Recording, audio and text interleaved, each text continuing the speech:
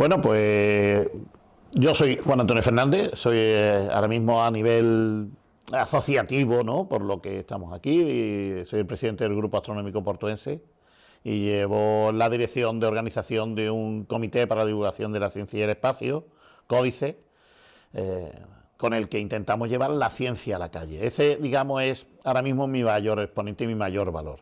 Llevar la ciencia a la calle y que la gente de la calle conozca lo que hoy en día se hace en los laboratorios y en los centros de investigación.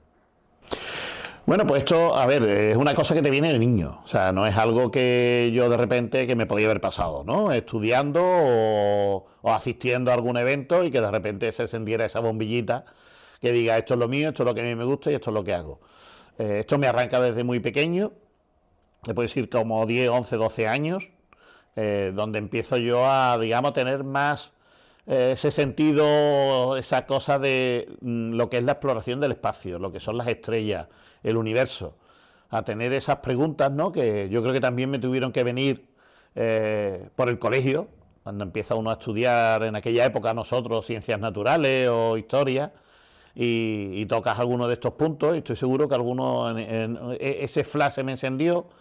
Y a partir de ahí fue brutal, o sea, querer explorar el universo, coger las páginas centrales de los diccionarios para ver las constelaciones que venían y los mapas y las cosas que venían. Y todo esto, bueno, pues hace que poco a poco yo vaya haciendo un poco autodidacta, vaya leyendo libros, vaya informándome y vaya formándome. Por supuesto, paso mi época, digamos decir, adolescente, mi época un poco así donde esta actividad no continúa tan fielmente, ¿vale? Porque como persona comparto muchas actividades y soy de los que me entrego en cada actividad que organizo. Haga lo que haga, me entrego muchísimo.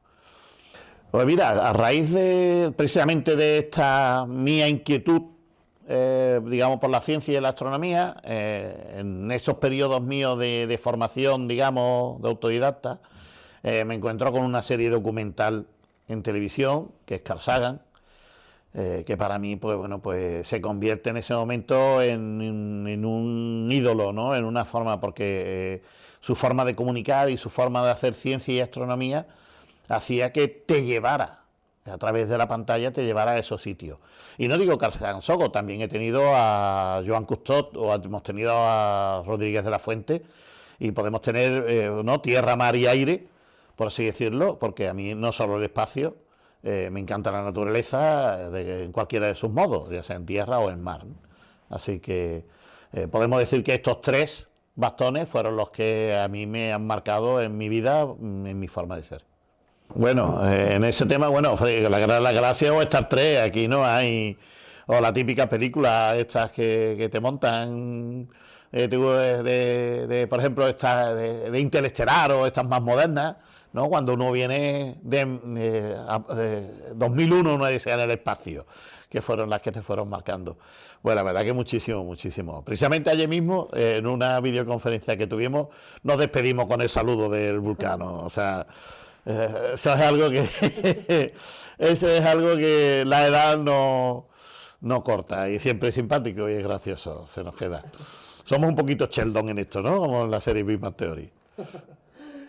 Sí, este año hacemos formalmente 25 años ya, cumplimos nuestras boditas de plata. La verdad es que ha sido un camino, ahora que lo miramos hacia atrás, es largo, porque precisamente una de las cosas que cuando nos fundamos en el año 2000, uno miraba hacia el futuro y teníamos nuestros mapas, nuestras cartas, nuestros libros, y una de las cosas que nos venían era que a partir del 2025, en el 2026, 27 y 28, iban a haber eclipses totales de sol. Y eso lo veíamos como, 2025, 25 años, cuando uno tenía más o menos esa misma edad, diciendo, tendremos que esperar todo otra vez un recorrido de una vida de lo que llevamos hecho, para cuando eso ocurra, ver esto. ¿Estaremos aquí todavía? ¿No estaremos? ¿Seremos asociación? ¿No seremos? Y nada, pues nada, aquí estamos a las puertas de esos eclipses, cumpliendo esos 25 años, trabajando sin parar, ni siquiera en la época del COVID hemos parado divulgando ciencia, y bueno, pues esperamos que este año, pues como tal, sea un año especial y que la gente lo disfrute con nosotros.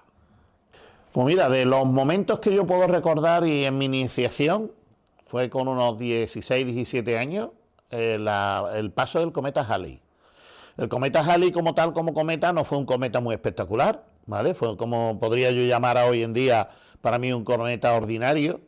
Lo espectacular del cometa Halley es su historia, ¿vale? Aquello de que a través de, gracias a este, bueno, cometa, por el bautizo que se le dio por Edmund Halley, el astrónomo, que calculó que los cometas no eran cuerpos que pasaban, sino que eran cuerpos que orbitaban alrededor del Sol y que tenían un periódico, entonces poderlo observar. Y además tuve la suerte de que con mi pequeño grupo, ¿vale?, en aquel que se formó, en este caso en la localidad de Rota, porque yo también nací y soy de Rota, tuve la suerte de ser quien primero encontrara, cuando nos pusimos todos a barrer el cielo buscándolo, el que lo encontrara e indicara a mis compañeros dónde estaba. Eso me marca, ¿vale? No solo me marca que mi visión futura es cuando próximamente vuelva a pasar, ¿vale?, después de aquellos 17 años, 96, 94 años después, con lo cual yo tendré unos 94, 90 y tantos años, y me imagino, pues, como en las películas estas así, no me decir norteamericanas, yo en una silla de ruedas, con mis nietos alrededor, un telescopio, con 94 años, que ellos me llevaran a ver este cometa Halley, ¿vale?, que yo mirara por el telescopio, lo viera, y los nietos hablando, no sé cuánto, abuelo, abuelo, y el abuelo pues ya había aparcado la moto, porque el abuelo en cuanto vio el cometa Halley cumplió su sueño. Y para mí ese sueño que tuve 17 años es una de las cosas que me marcó en el futuro. Sobrevivir. Pues mira, Códice ya es una cosa más seria, ¿vale? A raíz precisamente también con la formación que va cogiendo y la experiencia que va cogiendo el Grupo Astronómico Portuense, mi formación académica en la universidad, asisto a muchísimas presencias científicas.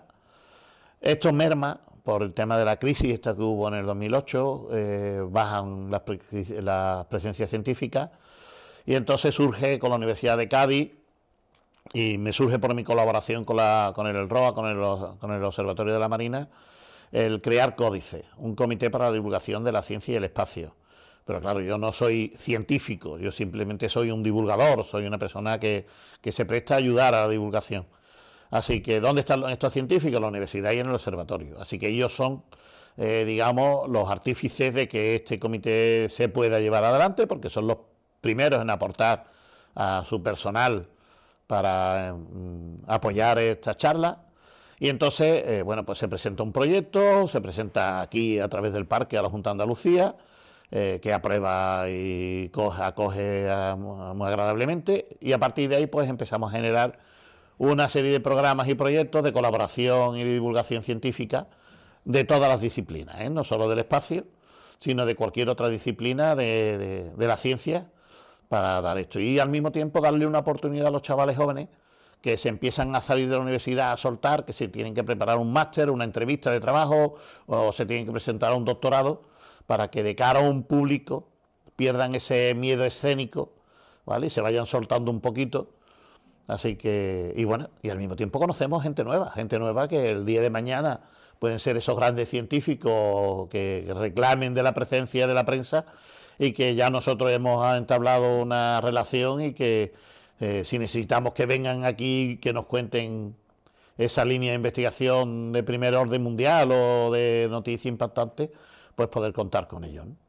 No, a ver, pues ahí habrá detractores y habrá gente que lo apoye. Yo en mi pensamiento, digamos, no lo veo mal, ¿vale? No lo veo mal. ¿Por qué? Porque apoya sobre todo a jóvenes a ver una posibilidad, una ventana, o a gente, vamos, por ejemplo yo, ¿no? Calleja fue porque Mediaset, la productora, le pagó el viaje. Yo estoy abierto a que el canal de YouTube, si tú quieres, ¿vale? Lo preparamos igual que con Calleja y damos ese pelotazo. Está bien el turismo espacial, o sea, hacer cumplir sueños, que ya que más quisiera yo, ¿no? Como le digo a mi familia, si yo no voy a conseguir el espacio, me ponéis mis cenizas en un cohete y me lanzáis para arriba, a ver a dónde llego. Pero sí que ayuda, por eso mismo. Y por la otra parte, porque crea una carrera espacial. O sea, están implicándose ya no solo entidades gubernamentales en el tema de subir al espacio y hacer actividades espaciales, sino que también empresas privadas. Y estas empresas privadas no se quieren quedar solo en subir 3 minutos al espacio y volver.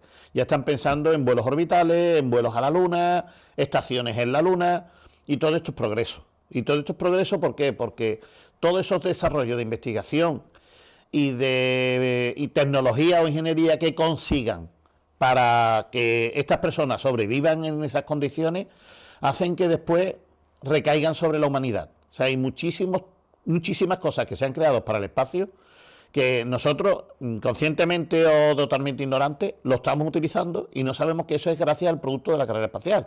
Tipo velcro, el teflón, los pañales. Los pañales se diseñaron no para los niños, se diseñaron para contener las necesidades de los astronautas en el espacio, ¿vale? Y a raíz de ahí dijeron, ostras, esto es un pelotazo para comercializarlo a nivel terrestre, para el uso común de los seres humanos en la Tierra.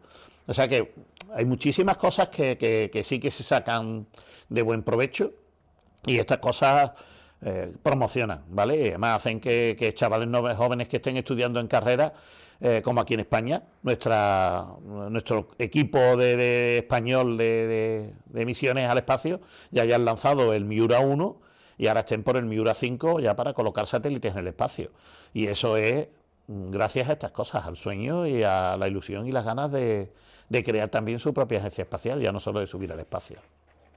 Pues estamos muy bien colocados, posicionados, no solo a nivel nacional, europeo, sino internacional, o sea, con NASA. Tenemos muchísimas instituciones y muchísimos investigadores que en casi todos los proyectos que ahora mismo tenemos en el espacio, España tiene una parte de implicación, pero implicación directa, ¿vale? Ya no solo España como miembro de la Agencia Espacial Europea, sino por la cantidad de actividades que se organizan en la Universidad de Granada, por tenerlas aquí lo más cercano, en la Universidad de Sevilla, de Madrid y Barcelona, por ponerte 4 exponentes así rápidos, o Canarias.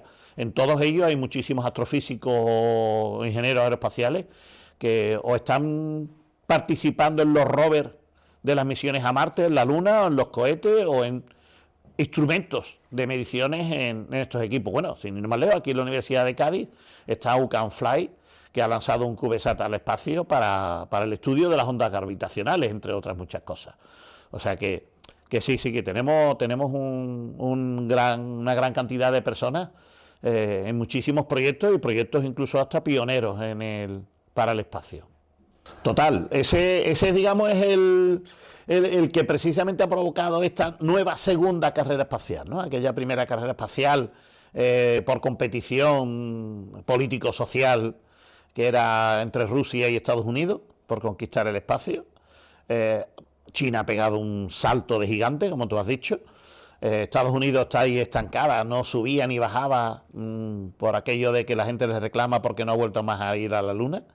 Y Rusia, bueno, pues en un momento dado estaban un poco en crisis, decadentes, en el tema de nuevas misiones, nuevas cosas, pero sí que es verdad que seguía siendo todavía un pilar en esta carrera espacial. Al entrar China en ello, han hecho que tanto los rusos como, como los norteamericanos se despabilen, las empresas privadas también espabilen, y ahí, bueno, como España está en eso. Así que ahora mismo estamos embarcados en una nueva carrera espacial por conquistar la Luna, conquistar Marte, por explorar y explotar los recursos mineros o energéticos que puedan sacarse de estos sitios para ser puente para otras nuevas misiones más lejanas.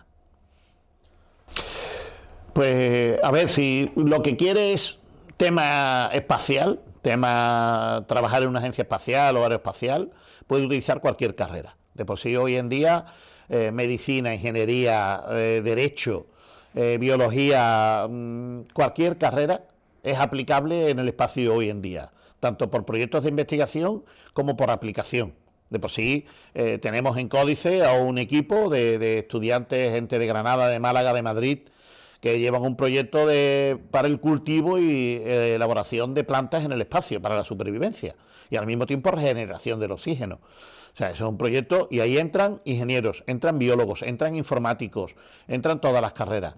Así que por esa parte, multidisciplinar. Cualquier persona que quiera estudiar, después se forma si quiere o especializa en alguna rama más enfocada al espacio, lo puede hacer.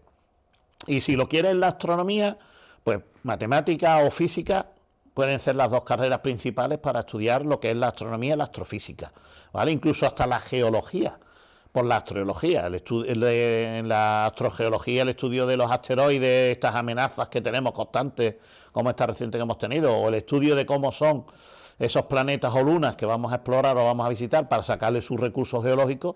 Sin ellos no podríamos llevar a cabo estas misiones. Hablando seriamente es complicado, ¿vale? Porque cuando nos amenaza un meteorito, hacer cuerpos menores, cuerpos pequeñitos, cuando ya no se nos viene encima, casi apenas tenemos tiempo para digamos, recurrir y defendernos de esto. Pero vamos, la frase más recurrente que a mí se me viene a la cabeza en un caso de impacto de un asteroide, un meteorito de estos terminales, solo te digo una cosa: si me ves correr, corre. ¿Vale? No me pregunte qué hacer. Mete la cabeza, búscate un zulo, un sótano y que Dios nos salve. No he visitado la NASA en Estados Unidos, ¿vale? NASA tiene instalaciones aquí en España desde la primera de la era de 1970, con las misiones Apollo, Mercury, y ahí he podido estar. De por sí, mi primer contacto fue con Carlos González Pintado, que falleció el año pasado. Con él me reuní allí en la estación de Robledo de Chavela para una tertulia que íbamos a tener sobre las futuras misiones a Marte, sobre todo las misiones a Marte en las que se iban a estacionar gente, las que se iban a ir a hacer un gran hermano, como yo digo. Y desde ese momento pues entablamos una relación de amistad y de cordialidad y de colaboración, en la que empecé a colaborar con él, con NASA, al tema de divulgación científica. Él, por supuesto, entró en Códice, eso facilitó todas las tareas de poder crear muchísimos eventos de colaboración. Así que he visitado NASA en España, sí que, por supuesto, quiero visitar la matriz, Houston desde la estación de seguimiento, o en Florida desde la zona de lanzamiento, que me encantaría, o en Los Ángeles, con el JPL, donde realizan todos estos cohetes. Donde sí he podido disfrutar muchísimo fue en la ciudad de las estrellas, en Moscú.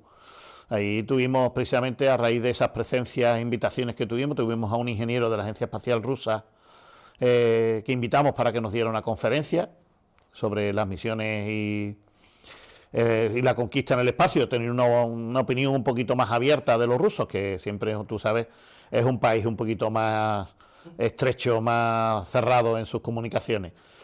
Y bueno, quedó encantado, agradecidísimo de eso, y nos invitó a un grupo de 8 personas a visitar la ciudad de las estrellas. Estuvimos una semana allí hospedados, viviendo y visitando aquello como si fuéramos astronautas. Compartimos en aquel momento con Pedro Duque unos días, y la verdad que fue una experiencia súper agradable. Además, saber que Rusia es pionera en aquella primera carrera espacial de muchísimas cosas, ¿no? Como el primer satélite al espacio con el Sputnik, el primer ser vivo como la perrita Laika al espacio, o Yuri Gagarin, o Valentina Tereskova. La verdad que su carrera espacial, Rusia, no tiene nada que envidiar a la norteamericana en este aspecto, y es más, le debemos que sean ellos los primeros que nos abrieran este camino hacia el espacio. Así que aquello fue una experiencia brutal. Sí, a ver, claro que ayuda muchísimo, muchísimo, sobre todo en el análisis y en los ensayos. A ver, el tema de las supercomputadoras, ¿vale? Que son las que cuando hay un problema, digamos, astronómico, no por lo que es astronomía, sino por lo que es la cantidad de datos o cálculos o variantes que tiene que buscar, el hecho de tener esa computadora con una inteligencia artificial cuya resolución de análisis no solo es muchísimo más amplia que la del ser humano en tiempo de respuesta y en velocidad, si unimos todos esos factores, hacen que estudios que antes tardaban muchísimo en conseguir resultados, ahora se tengan al instante, con lo cual los proyectos y los trabajos se agilizan, se economizan y se obtienen resultados muchísimo más fiables que los que antes había, porque ahora no necesitamos contrastar con más ensayos, sino que ya lo tenemos todo, tenemos todas las variables, con lo cual sí, ayuda muchísimo la inteligencia artificial. De nuevo, vuelvo a decir, una inteligencia artificial bien usada, ¿vale? Hoy en día ya el que hace la ley hace la trampa, y ya sabemos de tropecientos mil casos de estafa, corrupción y de cosas de estas, o de suplantación, porque la inteligencia artificial es capaz de ahora mismo de suplantar a través de mi voz o mi imagen y ponerme en un contexto distinto o con frases totalmente distintas, y aquí tú montarme, pues yo qué sé, que cuente yo lo que tú quieras o lo que la inteligencia artificial quiera. Hay una cosa, no, yo no utilizaría, pero ni a los alcaldes, ni en la inteligencia artificial, ni en otras cosas. A ver, por ejemplo, se está utilizando la inteligencia artificial, voy a poner por un ejemplo práctico, para el tema médico. Se quiere plantar la inteligencia artificial para consultas médicas, digamos, de índole ordinario. O sea, yo voy, necesito unas recetas médicas, la inteligencia artificial, por causa-efectos del tirón, te puede decir que en medicina serían las más adecuadas. Pero está siempre el factor humano. La persona que va a transmitir su enfermedad la transmite por sentimientos, dolencias o cosas que a lo mejor no son muy concretas, y que el médico ya con su experiencia va encauzando porque conoce a esa persona, porque la viene tratando con más tiempo, y le va a saber decir lo que necesita verdaderamente, ¿vale? Y más hoy en día porque nos dejamos llevar por lo que dice como el internet, o por lo que dice el vecino o el cuñado. Y en el tema de político igual. El político, para mí, lo que es la teoría, y digo teoría porque la práctica no es tan como es, si pudieran llevar lo que dicen en sus campañas de esa persona cercana, esa persona humana, esa persona que tiene que tomar una determinación política bajo las leyes, pero al mismo tiempo teniendo en cuenta al ciudadano, ¿vale?, a la persona humana, si hiciera algo así, entiendo que para él sería un colapso total, ¿vale?, porque tendría muchas veces momentos encontrados, pero al fin y al cabo el político es político. Y si ponemos una máquina, le estaríamos dando la razón ahora mismo al político actual. A mí me gustaría que el político fuera más humano, más cercano a los ciudadanos. Así que no cambiaría una máquina por un político, porque tengo la esperanza de que algún día, y lo hay, ¿vale?, como los hay, sé que los hay, nos encontremos con que la gran mayoría o la totalidad algún día sean todos más humanos que políticos. Pues de mis abuelos, más que un consejo, una costumbre: el reciclar y el reutilizar todo aquello que ya aparentemente no sirve, y darle o una nueva utilidad, o que comparta sus partes materiales para otro proyecto futuro, otra cosa que sea necesaria. Pues lo que más recuerdo de mi infancia con cariño, los encuentros familiares. Esa unión familiar en todo evento, época festiva, en la que en mi casa se reunían los 7 hermanos de mi madre con toda su familia, más los hermanos de mi padre con toda su familia, y allí nos podíamos encontrar más de 50 personas entre tíos y primos. Se me daba, hace tiempo que no cocino. Pues mira, mi mejor plato era el que mayor logro conseguir y que estuviera sabroso: una paella, un arroz con carne. Más que un sitio, porque soy una persona de buen comer, ¿vale? Soy de los de que si estoy en la costa tomo pescado, si estoy en la sierra o en la montaña tomo carnes. Tomo, digamos, la especie de la zona. Con cebolla, más sabrosa, me encanta. Pues si tuviera que ir a cenar con alguien así, en Carl Sagan, por ejemplo. Sí, porque como es uno de los principales bastiones, uno de mis hitos, y encima es la ciencia que más me tiene, aunque tengo a Cousteau y tengo a Félix Rodríguez de la Fuente, ¿vale?, que también me apasiona, pero yo pienso que con Carl Sagan, no sé, fliparía. El vuelo, o sea, temas de aeromodelismo, temas de parapente, de cualquier afición deportiva de vuelo. Bastante, mucho. Sí, y además he tenido muchísimas mascotas a lo largo de mi vida. Pues como fiestas, la verdad, todas, porque como tengo un gran recuerdo desde mi infancia, en mi formación, de disfrutar de la feria, de la Semana Santa, de los carnavales, de la Navidad, pero como fiesta, ¿vale? Yo me quedaría de entre las 4 con la feria, por ejemplo. Qué pregunta. Superpoder. Claro, me vienen todos los poderes de los Vengadores o de cualquier superhéroe hoy en día, o Superman, que fue uno de los primeros que me marcó. Pero como hoy en día la conciencia se te va focalizando, ¿vale?, se te va poniendo, ojalá pudiera tener el don de imponer las manos y erradicar, por ejemplo, el cáncer. Participo, por ejemplo, con la que más ahora mismo estoy colaborando, son con grupos o asociaciones con personas con problemas, por ejemplo, tema cáncer, por una sonrisa, la Asociación por una Sonrisa de aquí de Cádiz, de Jerez, con asociaciones con el autismo o Asperger, que son chicos con, vamos a decir, con problemas de entendimiento, ¿vale? De sociales y con los que me encanta colaborar con ellos porque son gente que lo necesita. Pues la verdad que bastante, para lo bueno y para lo malo, ¿eh? Siempre las tecnologías y estas cosas tienen sus pros y sus contras, ¿vale? Y el mal uso, como todo, como en todo, el mal uso o el uso exagerado de una cosa de este tipo así, es lo que hace que se vea feo. Pero las redes sociales es una ventana al mundo con la que poderte comunicar, con la que poder transmitir, con la que poder compartir. Yo estoy muy a favor y de por sí tenemos muchas redes sociales. Pero claro, al mismo tiempo nos quejamos del mal uso o el uso indebido o el uso enmascarado de las redes, donde la gente con seudónimos atacan vilmente a muchísimas personas haciendo bullying o haciendo cualquier scratch o cualquier cosa de esta, y la verdad nos parece lamentable. Depende del momento. Soy radio en todo mi momento laboral, que es el que más tiempo me usa, pero me gusta mucho la televisión por aquellos documentales o programas de entretenimiento o socioculturales, ¿vale? Huyo totalmente de la telebasura y de los programas estos sociales en fin, no me quiero enrollar con este tema, porque no voy a caer.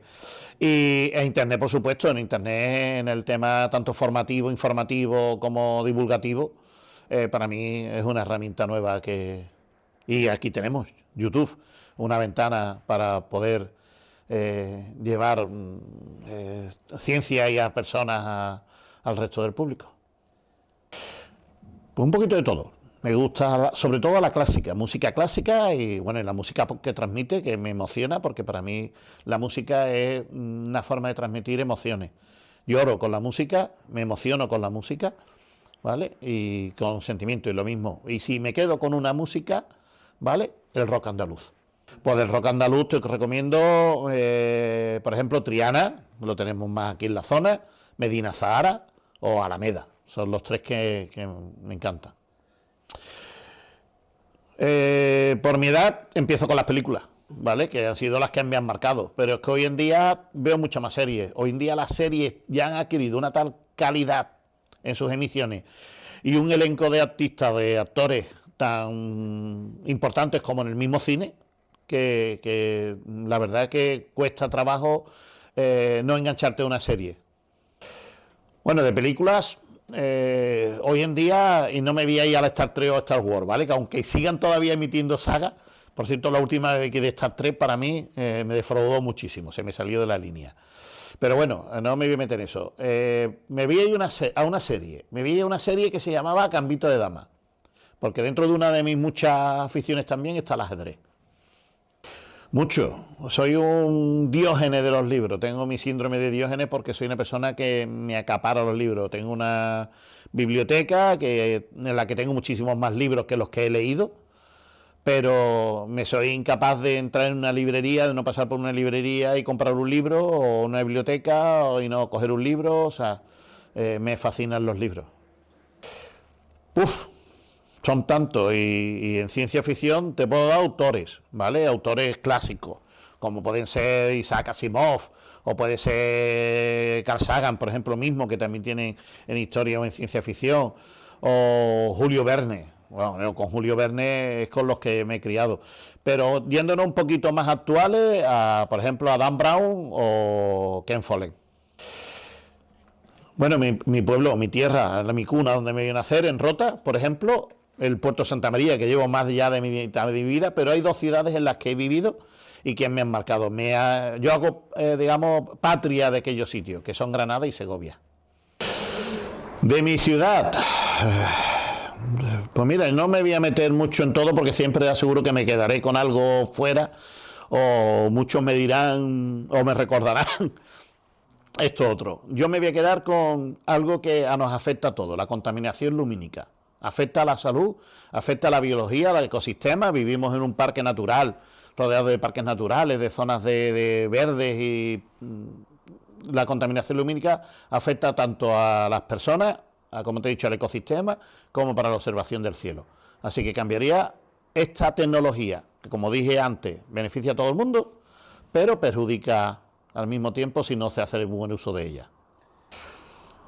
A ver, si tuviera que transportarme a un sitio, a la Luna, yo quiero visitar la Luna, ¿vale? Y vivir esa experiencia. Si tuviera que hacerlo en una época, pues me iría a la época medieval. O bien me voy más atrás a la época de Hipatia, cuando descubre estos descubrimientos en Alejandría, en esa biblioteca magnífica, y hace esos avances de la ciencia y de la astronomía, o me iría a la época Copérnico, Kepler, Galileo, Juno Brand, y vivir con ellos esa experiencia de observar el cielo por primera vez. En mi biblioteca, en el piso superior de mi casa, donde estoy rodeado de mis libros y donde ahí, digamos, el mundo es un búnker a todos los problemas y a todas las situaciones. Como turista, dado que mis viajes mucho han sido enfocados a nivel de turismo científico, recordaba de una anécdota precisamente, y fue en Granada, muy graciosa en el tema del observatorio, en el que estábamos haciendo una tarde-noche de observación y llegó un grupo de gente visitante y venían buscando el tema de observar objetos volantes no identificados, ¿vale? Entonces nosotros estábamos allí haciendo eso y ellos nos veían allí como una especie de encuentro en la tercera fase, ¿vale? En aquello en el que nosotros íbamos a tener ese encuentro y la verdad que lo pusimos, le seguimos un poco la historia, pensando que aquello era una broma, una cosa curiosa, graciosa, que nos querían gastar a nosotros, y nosotros terminamos gastándole las bromas a ellos porque le dimos ese tono de seriedad y dijimos que sí, que aquello era un encuentro de verdad, y ellos pues se lo tragaron. Pues mira, si hay 3 personas ahora mismo que te pueda nombrar de las tropecientas mil que me encantaría que tú entrevistaras, ¿vale?, para el canal. Una podría ser perfectamente Herminio, profesor de un colegio infantil en Sevilla, ¿vale?, pero que está llevando una cantidad de proyectos impresionantes, proyectos que, si yo te lo dijera, tú podrías pensar que son proyectos que se están elaborando en universidades, ¿vale?, por la envergadura que esto está haciendo, y pensar que un profesor de un colegio sin recursos, sin ser centros, que son centros públicos, que podemos pensar que sean centros privados, uno sería él, otro sería perfectamente, por ejemplo, de aquí de la casa, a María Rosa Durán, matemática, doctora en matemática, pero que sus estudios matemáticos con su equipo lo está llevando al estudio de algoritmos para la defensa contra el cáncer. O sea, el prevenir y el ayudar a los médicos en la diagnosis y procedimientos de curación, sobre todo el cáncer infantil. Yo veo que su trabajo está fuera, y además su trabajo está ya más que demostrado por la cantidad de premios que está obteniendo. Y por último te diría a María Castro, ¿vale?, precisamente presidenta de la asociación Genius, que lleva chicos con Asperger o altas capacidades, porque ayudar a estos chicos también, a estos niños que tienen muchísimas inquietudes y ganas por saber y que no sean primero comprendidos por sus homólogos, por sus demás compañeros de su edad, porque no llevan las aficiones o las actitudes que ellos llevan, y después incluso también muchas veces por los mayores. Dada su enfermedad, hacen que ellos tengan una serie de carencias en el sentido del humor, el sarcasmo, los sentimientos, y que ellos, al no entenderlo muchas veces, lo reciben como algo directo y pueden sentirse malamente. Así que estas 3 personas realizan un trabajo brutal y primordial, sobre todo con los niños, que son el futuro de nuestro y de nuestro planeta. Bueno, Juan, ¿te has sentido cómodo con la entrevista?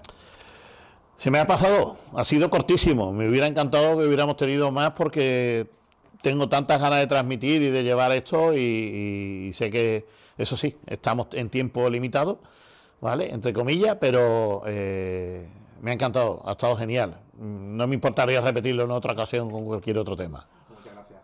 A ti.